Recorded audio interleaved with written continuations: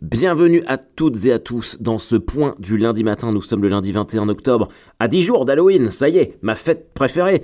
La fête préférée de bon nombre de métalleux, de fans de films d'horreur ou geeks en tout genre. Je suis absolument ravi de vous retrouver après cette longue absence du point du lundi matin. C'est vrai que j'ai pas été extrêmement assidu avant qu'on rentre dans le vif du sujet, parce que je sais que j'imagine que beaucoup d'entre vous vont écouter ce podcast sans avoir suivi tous les autres depuis 4 ans. Un petit shoot out, comme on dit, à tous les assidus du point du lundi matin depuis toutes ces années. Je suis désolé de pas avoir été plus présent depuis le début de la saison, parce qu'il me semble que c'est que le 4e épisode ou le 3e, je sais plus. Enfin bref, je n'ai pas d'excuses, je ne suis pas pardonnable, je vais essayer de m'y remettre un peu plus souvent. Mais en même temps, le caractère imprévisible du point du lundi matin est ce qui le rend si magique. Avant qu'on commence, je voudrais, parce que comme ça je suis certain que vous entendrez tout, je joue à Auxerre jeudi et vendredi prochain, là. 24 et 25, à la Scène des Quais, le jeudi à 21h30, il me semble, et le vendredi à 20h. Donc n'hésitez pas, le vendredi, il y a quasiment déjà plus de place, hein, donc soyez prudents. Si vous voulez acheter vos places, faites ça rapidos. Et après, je serai... je ne sais même plus, regardez, toutes les dates sont sur le site www.haroldbarbet.com. D'ailleurs, je remercie les publics de Troyes et de Rouen et de Cournon d'Auvergne qui sont venus voir Relax Max. C'était vraiment trop cool. J'ai passé un super moment avec vous. Merci d'être venus voir le spectacle. Et merci de tous les retours très chaleureux que vous me faites sur ce nouvel épisode de ma vie de stand-upper. Donc ça, c'est très cool.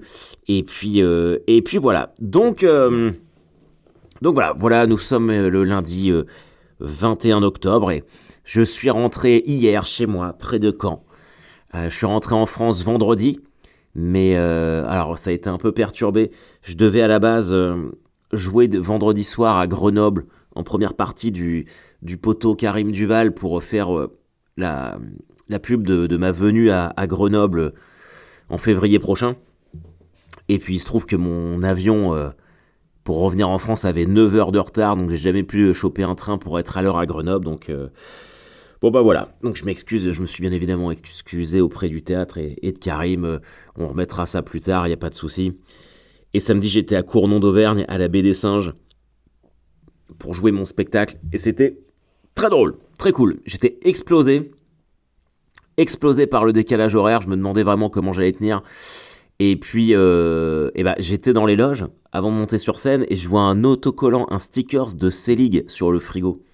Gilles, mon ami. Et je sais que lui, il a eu un accident de moto, il avait une minerve, le nez pété, il était en béquille. Dès le lendemain de son accident, il a été joué au Zénith de Caen, chez moi. Et j'ai repensé à ça, et je me suis dit, attends, si Gilles, il va jouer alors qu'il vient de se taper un accident de moto avec une minerve et le nez pété, je n'ai aucune excuse. C'est pas moi et ma petite fatigue de décalage horaire qui ne va pas assumer. Donc voilà. Ok, on va prendre rétrospectivement tout ce qui s'est passé. Comme vous. Alors si vous débarquez dans le point du lundi matin et que vous n'avez pas vu tous mes posts sur les réseaux sociaux, c'est bien. C'est bien, ça veut dire que vous vivez sans les réseaux sociaux et je ne peux que vous en féliciter. Donc je reviens de Denver où je suis allé fêter les 30 ans de Korn, d'existence de Korn, avec un plateau composé de Spirit Box, de Gojira et donc de Korn. J'étais là-bas invité par Christian, le guitariste de Gojira. Alors bon, c'est pas très étonnant pour ceux qui me suivent. Pour rappel, l'année dernière, quand j'ai fait le Hellfest, à la suite de ma performance d'ouverture au Hellfest, j'étais juré dans le jury du concours de air guitar organisé par le Hellfest. Le air guitar, pour ceux qui savent pas, c'est quand on fait semblant de faire de la guitare sur de la musique. C'est très marrant. Et il se trouve que dans le jury, il y avait avec moi Christian de Gojira. Petite gorgée de café parce que je suis fatigué. Et on s'est rencontrés là, et on s'est très très bien entendu. Une petite bromance est née. J'ai rencontré un mec délicieux, vraiment très cool. Et puis, bon, on n'a pas arrêté de se voir, de se croiser pendant le Hellfest. Et donc, c'était vraiment bonne ambiance. Un mec adorable, que j'aime beaucoup. Et il se trouve qu'on est toujours resté en contact. C'est aussi comme ça que j'ai su que je vous ai un petit peu teasé par rapport aux Jeux Olympiques, parce que j'étais dans la confidence de la présence de Gojira. Et cet été, parce que j'étais déjà à Denver en vacances, parce que ma belle famille est là-bas, donc j'étais avec Elisabeth et les enfants à Denver, chez mon beau-frère pour l'ouverture des JO et la performance de Gojira. Et il se trouve que Léon, mon beau-frère, me dit ouais, Gojira, ils viennent avec Korn à Denver l'année prochaine. Et bon, moi je le savais parce que je suis un énorme fan de Korn, ça tout le monde le sait. Je dis ah ouais, et il me dit ah c'est dommage, ça aurait été trop cool que tu sois là. Je dis ouais, c'est vrai que ça aurait été cool. Et puis cette conversation-là a lieu après trois quatre bières, et je me dis mais attends, je me laisse moi quand même demander à Christian. Et j'envoie un message à... C'était le soir même de la performance de Gojira en ouverture des JO. Et j'envoie un message à Christian, je lui dis, est-ce que tu crois, si je te disais que je reviens à Denver le soir où vous êtes là-bas avec Korn, est-ce que tu pourrais me choper des invites? Et là, Christian me répond direct, mais ouais, mais bien sûr, avec plaisir, pas de problème, machin truc et tout. Et en gros, en vrai, j'aurais pu aller dans n'importe quelle ville américaine pour la tournée. Mais comme mon beau-frère est à Denver et qui c'est un énorme fan de Gojira, je me suis dit non, je vais venir à Denver, comme ça me permet de passer un peu de temps avec la famille. Enfin bref, ça s'est fait comme ça. Donc ça c'est prévu depuis mi-août à peu près, le truc de Denver. Mais j'avais, ça paraissait tellement improbable, pas irréaliste, mais je me suis dit non mais c'est pas possible, je peux pas être invité par Gojira aux 30 ans de Korn aux États-Unis, c'est impossible que ça arrive, il va se passer une couille ou je ne sais quoi. Donc j'avais rien dit. Et puis en plus, admettons-le, il y avait un petit côté effet de surprise qui, pour les réseaux sociaux, marche quand même vachement, quoi. Mais à la base, c'était surtout dans un souci d'exorciser. Enfin bref, du coup, je finis mes vacances, la rentrée se passe et tout. Et pour tout vous dire, le début septembre, c'était très compliqué. Alors pas que pour moi, hein, mais pour moi je m'en sors pas si mal que ça, mais le remplissage des salles pour tout le monde, c'est un peu showtime. Et puis j'ai toujours un épisode dépressif au cours de l'année, mais là il est arrivé très tôt, quoi. Mi-septembre, j'étais vraiment pas bien. C'est aussi pour ça que j'ai pas fait le point du lundi matin, c'est que je traînais ma misère. Et j'arrivais pas à comprendre pourquoi. Parce que j'ai un nouveau spectacle. J'ai une prod qui m'accompagne, des gens très très cool, qui croient en moi, qui croient dans le projet. Mais je broyais du noir. Et j'ai commencé à mettre un doigt sur ça en me disant, en fait, en réalisant que le fait d'avoir fait le Hellfest, d'avoir joué au Hellfest, qui était un rêve absolu, et ça m'a enlevé une espèce de motivation, bizarrement.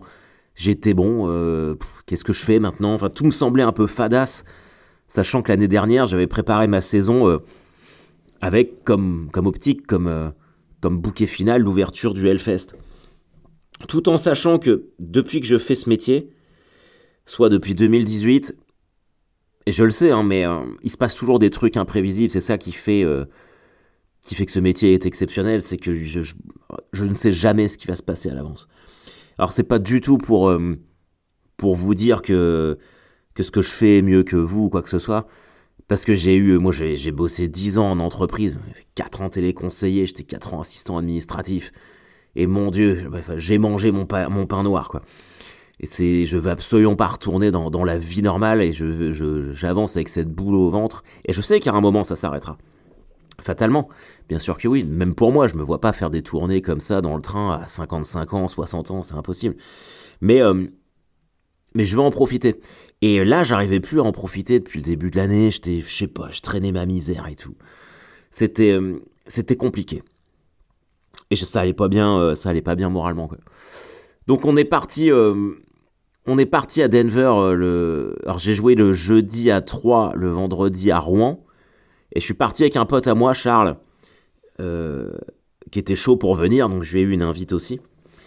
Et il est passé me prendre à 4 heures du matin le samedi, dans la nuit de vendredi à samedi, au Théâtre à l'Ouest à Rouen, là où je dormais. Et on est parti direction Charles de Gaulle, parce qu'on avait n'importe quoi, notre avion qui partait à 10h30. Alors j'ai jamais été aussi excité un samedi matin à 4h du mat, on était comme des dingues. Et on arrive là-bas, on se gare, enfin on avait vraiment organisé tout ça comme des oufs. Et là pour découvrir que notre avion est en retard de 6 heures. Bon, du coup au lieu d'arriver à 17h à Denver, on allait arriver à minuit. Mais bon, c'est pas grave, du coup on s'est mis dans un bar, on a dégommé des bières. Voilà, c'est l'esprit métal. Et finalement on est arrivé le soir à minuit, on s'est fait escroquer, vraiment, comme deux touristes, deux pigeons, on s'est fait escroquer par un taxi à Denver, à l'aéroport. On était tellement claqués, on avait pris un Airbnb dans Denver, pas loin de l'Empower Field, le stade des Broncos. Et le mec, il nous a chargé $120. $120 pour 30 minutes de route.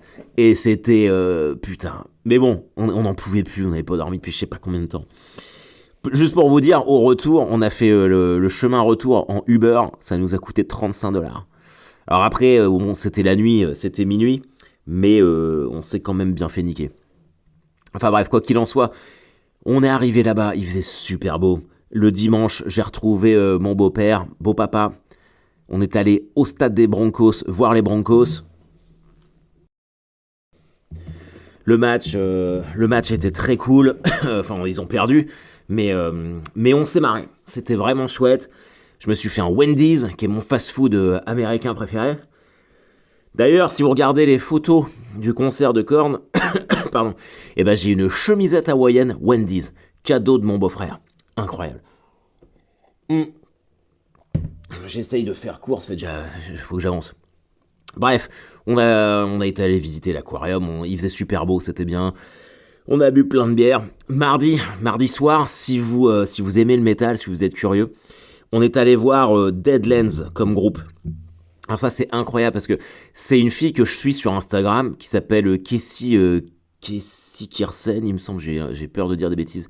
Et en fait, j'étais tombé en scrollant sur son feed Instagram parce elle chante en métal, mais elle growl super bien, puis elle est pas mal suivie sur Instagram, parce qu'elle doit avoir 375K abonnés. Et donc, elle a un groupe de métal qui s'appelle Deadlands, et il se trouve que ce groupe jouait mardi à Denver, pendant que j'y étais. Donc... alors, il va falloir que je vous raconte un truc après, il faut que je m'en souvienne. On va voir Deadlands dans vraiment un tout petit club dans le vieux Denver. On a payé $17 la place et il y avait personne, quoi. Ils ont joué devant 40 pélos. Il y avait 3 groupes et franchement, alors le premier c'était un groupe local qui faisait des covers, enfin des reprises, c'était pas dingo. Mais il y avait un côté, je sais pas, en sachant que le lendemain, on allait voir Korn et Gojira dans un énorme truc, être là, dans un tout petit truc très intimiste, avec des garage band, comme on dit, c'était trop chouette, quoi. Et ils sont arrivés, Deadlands, franchement, sincèrement, mais une tuerie. Vraiment, ce groupe-là, il peut être au Hellfest, sur une side stage, mais sans problème, vraiment incroyable. Et elle, un charisme de ouf, enfin, c'était dingo. Et à la sortie, elle tenait elle-même son merch, son stand de merch, parce qu'ils ont personne. Et ils sont là en train de tourner en bus, en van. Et nous, on s'est dit... Alors, ils vendaient des petits t-shirts, des CD à leur truc. On a été en acheter parce qu'on se sentait un peu mal d'avoir claqué juste $17 séparés en 3 groupes. Sachant qu'ils reprenaient là... Enfin, ils avaient perdu du fric. Et nous, on allait se faire arroser gratos le lendemain pour Korn et Gojira. Donc moi j'ai acheté un t-shirt et un CD qui m'ont signé. Et surtout je suis persuadé que ce groupe il va exploser. C'est sûr et certain. Alors pourtant je suis pas le mec le plus optimiste de tous les temps. Mais là en fait c'est tellement bien. Il y a tellement de talent de partout. Que ça soit à la guitare, à la batterie ou au chant de la meuf. C'est sûr que ce groupe là il va péter. Et au moins moi je pourrais dire tiens j'ai le premier t-shirt, leur premier CD, leur premier EP tout signé dans un petit club de Denver. Enfin c'était trop chouette. Et puis arrive la journée de mercredi. Vraiment, j'arrivais pas à dormir. De mardi à mercredi, Je m'imaginais plein de trucs. Alors si, il y a quand même cette petite anecdote-là qui est marrante. C'est que à Denver, donc c'est le Colorado, c'est l'état de South Park. Vous savez, le dessin animé South Park, c'est South Park, Colorado. Mm. Et il se trouve que il y a un épisode de South Park, bien connu, où ils rachètent un restaurant qui existe vraiment à Denver, qui s'appelle la Casa Bonita. Et nous, notre Airbnb, il était juste à côté de la Casa Bonita. Et en fait, tu peux plus... C'est un restaurant qui est en faillite, et qui depuis a été racheté par Matt Stone et Trey Parker, les créateurs de South Park, et c'est devenu un restaurant extrêmement tendance. Il y a 6 mois de liste d'attente pour y aller, c'est l'univers South Park à l'intérieur, et en fait, faut avoir des places, faut s'inscrire sur une mailing list, tout ça. Et il se trouve que Léon, mon beau-frère, qui habite à Denver, il avait des places, un accès pour y aller. Et on aurait pu y aller le mardi. Mais bon, on n'était que Charles et moi, et on s'est dit, ouais, mais moi je voulais vraiment voir le concert de la meuf, et je me suis dit, bon, parce que ça coûte assez cher la Casa Bonita. Et les places, ça te donnait juste accès au restaurant pour y aller. Donc on s'est dit, bon, non, on n'y va pas, ça coûte déjà cher comme voyage, on va aller voir le concert, et puis bon, bah tant pis, j'irai une prochaine fois, quoi. Et le lendemain, le mercredi matin, qui je vois était à la Casa Bonita le mardi soir? Tous les mecs de Korn. Voilà, forcément, j'aurais pu me retrouver à la Casa Bonita avec les mecs de Korn. Et au lieu de ça, j'étais dans un concert, mais c'est pas grave, parce que ça valait le coup, mais voilà. Enfin bref, c'était pour la petite anecdote. On est arrivé à Denver pour retirer les places, donc au stand VIP. J'arrive, je donne mon blaze, et là, forcément, ils me disent « Ah non, on n'a rien ». Donc là, je suis « Ok ». Alors, mon pote Charles et mon beau-frère en panique, je suis « Mais vous inquiétez pas, ça va bien se passer ». Et j'ai appelé Christian, et en fait, il s'était juste trompé de date, donc on a pu rentrer sans aucun problème. Et c'est vraiment différent des concerts en Europe. Les gens sont beaucoup plus calmes. Déjà, en fait, dans la liste, ils n'ont pas le droit de boire dans la rue. Donc, je pense que c'est ça aussi la grosse différence. C'est que nous, les files d'attente pour rentrer dans les salles comme ça, tout le monde a des bières à la main, ça gueule et tout. Eux, bah non, parce que t'as la police, t'as pas le droit. Donc, c'est un peu, il y a un côté rentrée des classes. D'ailleurs, le pit, la fosse là-bas, ça n'existe pas, quoi. Enfin, ça se bouscule vite fait, mais c'est pas la même boucherie que chez nous. Je comprends maintenant pourquoi les groupes disent qu'ils préfèrent venir jouer en Europe plutôt qu'aux États-Unis. C'est que le public européen est beaucoup plus engageant et engagé. Donc, mais il y avait, il y a aussi de bons côtés, c'est que c'est beaucoup plus confortable le concert, surtout en termes de son, de volume sonore, parce que moi j'avais pas besoin de bouchons d'oreille, mais alors que j'ai vraiment apprécié, quoique pour Korn c'était un peu fort, mais tout le reste j'avais pas de bouchons d'oreille, parce que en fait si c'est trop fort et qu'ils ont des acouphènes, ils peuvent se faire poursuivre par la justice. Donc il y a une espèce de modération du volume qui est, pour un homme de 41 ans comme moi, très agréable. Donc ça, c'était chouette. Et donc voilà, le Spirit Box qui a ouvert. Après, il y a Gojira qui est arrivé. Et nous, on était vraiment, en fait, en face de la scène. Alors, c'est pas comme chez nous. Il y a une toute petite fosse. Et après, ce sont que des gradins montants pour que les gens regardent assis. Tout le monde était debout, hein, mais tu peux être assis. Et on avait... c'est des tailles américaines, donc j'avais vraiment c'était très confortable, c'était très plaisant, très chouette. Et Gojira arrive, et nous on était milieu mais axe gauche, donc face au père Christian.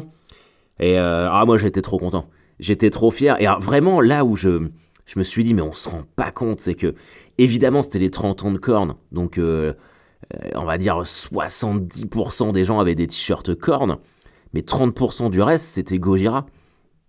Et c'est incroyable quand on connaît l'ouverture d'esprit quand même assez limitée des Américains, qu'ils aient comme ça cet amour pour Gojira.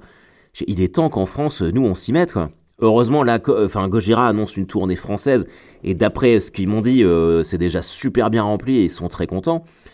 Mais il est temps qu'on se rende compte qu'on a ce groupe-là qui est probablement dans le top 5 des plus gros groupes de métal au monde, quoi. Et qu'on arrête de nous casser les couilles avec des trucs de merde, genre Slimane ou ce genre de déchetterie ambulante. Non, c'était incroyable. Et le show était ouf. Ils ont fait la chanson des JO, là, Mea Culpa. Avant que ça arrive, donc, il y a eu l'écran noir, c'était à peu près aux trois quarts du set.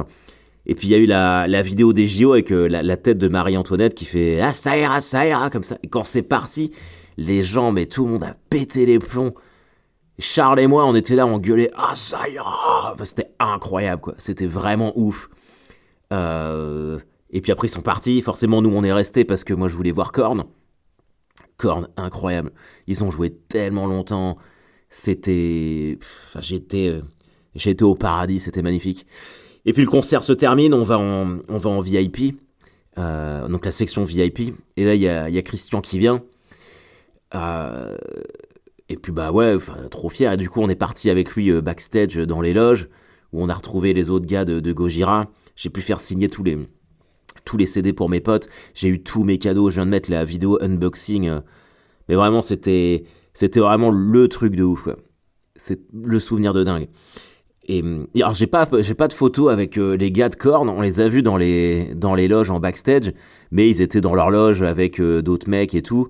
Donc à part faire coucou de loin, après ils repartent tous très vite parce que le lendemain ils allaient dans le Missouri, à Kansas City je crois, un truc comme ça. Et il y avait 10 heures de route, donc ils sont repartis assez vite. Les Spirit Box on les a même pas vus parce qu'ils avaient déjà pris la route pendant le concert des deux autres groupes. Donc c'est assez expéditif, hein, ce sont des grosses machines. Mais Gojira... ils ont vraiment pris le temps pour rester avec nous. On a pu échanger, c'était vraiment un moment absolument incroyable. On a bu, il y a eu apéro assez tardivement, mais c'était fou. Enfin, je remercie vraiment la vie parce que... Et c'est dingue ce que je disais à Elisabeth, j'avais pas du tout le moral, je suis parti un peu en mode dépressif, mais ça m'a regonflé totalement, ça m'a totalement remotivé, je repars, j'avais vraiment besoin de ça. Alors après, j'imagine que vous allez me dire comme Elisabeth, si j'ai besoin de partir en vacances avec Korn et Gojira à chaque fois que je suis déprimé, ça va vite poser problème. Mais je sais même pas comment qualifier ce que j'ai vécu. Quand j'ai fait si je mets en parallèle, quand j'ai fait le Hellfest en juin, et que j'avais l'accès VIP à tout, je me suis dit, mais... Enfin, j'étais déjà comme un dingue, jamais j'aurais pu croire que 3 mois après, 4 mois après, je serais aux États-Unis avec Korn et Gojira à fêter l'anniversaire de Korn. Tout ce que je veux dire, c'est que... Arrêtez jamais de croire que des bons trucs peuvent se passer, quoi. Parce que c'est valable pour tout le monde, et même quand c'est la merde, il y a forcément un moment où ça tourne. Et évidemment, de loin, à travers les réseaux sociaux, tout ça, vous pouvez vous dire, ouais, bah lui, il a quand même de la chance, de quoi il se plaint, mais je vous assure que c'est pas toujours facile. Et j'ai eu ça qui est tombé du ciel, et je suis sûr que pour vous, il y aura un truc équivalent qui, si ça va pas en ce moment, qui pourra aussi vous aider. En tout cas, c'est tout ce que je vous souhaite. Moi, je sais que je suis vraiment très très très reconnaissant de ça. Je savais que ça allait être ouf, mais je pensais pas que je repartirais vraiment comme un enfant, comme ça. Et il y a une jeune fille qui est venue me voir à Cournon d'Auvergne, Clermont-Ferrand, samedi, qui a 14 ans. Très gentille Clémentine, qui m'a fait des très jolis dessins.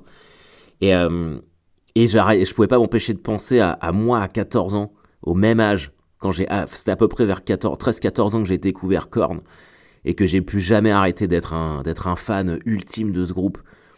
Et j'étais loin d'imaginer à 14 ans, si tu m'avais dit qu'un jour, je serais là-bas, à faire l'anniversaire avec Korn, que j'aurais fait tout ce que j'ai fait, alors que j'ai vraiment des tendances très pessimistes depuis que je suis petit. Je me dis, faut vraiment continuer de croire que de bonnes choses peuvent arriver. Voilà les copains et les copines, je vous quitte là-dessus. J'espère que j'ai pas été trop rébarbatif, je suis encore sous le coup de l'excitation. J'espère que je vous verrai tous sur la route. Et puis voilà, je sais pas trop comment terminer ce podcast à part encore une fois remercier surtout Christian. Mais Dieu bénisse cet homme. Et puis bah, je vous dis à tous un énorme merci aussi de venir voir les spectacles, d'écouter le point du lundi matin, d'être là. Je ne mérite pas ça, je ne mérite pas... je ne vous mérite probablement pas non plus. Mais c'était fantastique. Allez, bisous, bonne semaine, on se dit à très vite. Bye bye.